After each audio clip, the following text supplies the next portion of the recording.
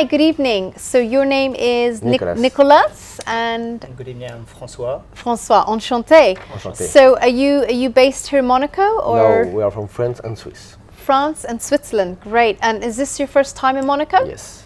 And how are you enjoying this evening? Very interesting. It's great. We're meeting great people, we're having a great time. That's awesome. Alors ADMCS est un projet qui pour le pilotage de la chaîne logistique. Donc c'est un logiciel de pilotage de la chaîne logistique basé sur une blockchain avec une crypto-monnaie légale qui permet la connexion au système et donc l'utilisation de toutes les activités de ADMCS. Ça c'est la première partie. Et la seconde partie, c'est la création d'éco-terminaux, donc des terminaux de gestion de conteneurs passifs pour l'environnement. Pas de pollution visuelle, pas de pollution sonore et pas de pollution carbone. Wow, c'est magnifique. Et cette activité se développe vraiment bien et utilise des technologies sur la blockchain, des tokens sur la blockchain qui nécessitent des services bancaires qui nous font étendre nos activités vers également des activités bancaires pour la crypto.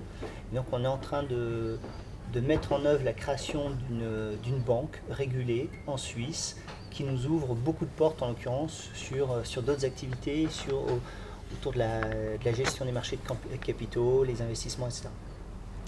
Ok. Et à propos des digital assets, ne sont-ils pas un peu risqués?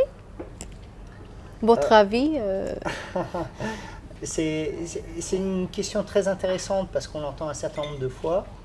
Alors, précisément, j'ai envie de dire que justement, les assets digitaux, quand ils sont utilisés intelligemment, sont au contraire une manière beaucoup plus intéressante que les moyens d'investissement traditionnels pour contrôler le risque de l'investissement. Pourquoi? Parce que y a plusieurs assets digitaux qui peuvent être considérés. Quand on considère des assets digitaux, par exemple, qui représentent un actif financier, quand on utilise la blockchain, au contraire, on a facilité les conditions d'un marché secondaire, ce qui du coup pour les investisseurs permet de dérisquer l'investissement en ayant des conditions plus faciles de pouvoir revendre quand ils ont acheté quelque chose pour revendre à quelqu'un d'autre. Et dans le cas, par exemple, du projet ADMCS, où ce ne sont pas des actifs financiers, ces actifs digitaux sont très utiles pour le projet, en l'occurrence. Ils facilitent, ils fluidifient un certain nombre de processus, ils permettent de faciliter la répartition également de l'argent entre les différents acteurs.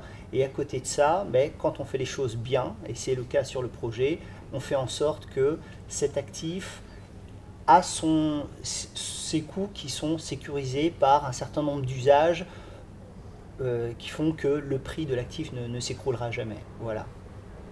Ok. Et pouvez-vous nous parler de votre projet vert, Green Project et éco-responsable? Alors les aspects responsables sont divers.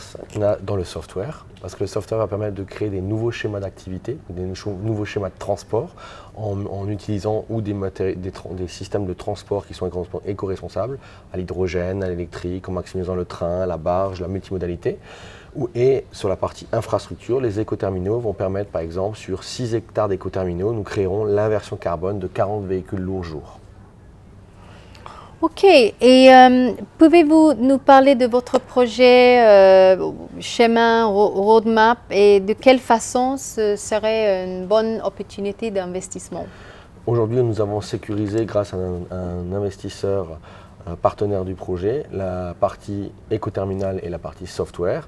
Et donc, c'est ce que nous allons développer dans les prochains mois qui arrivent, et puis les prochaines levées de fonds avec cet investisseur, puis d'autres investisseurs qui nous rapportent, nous allons développer la partie banking, la partie exchange et la partie marketplace.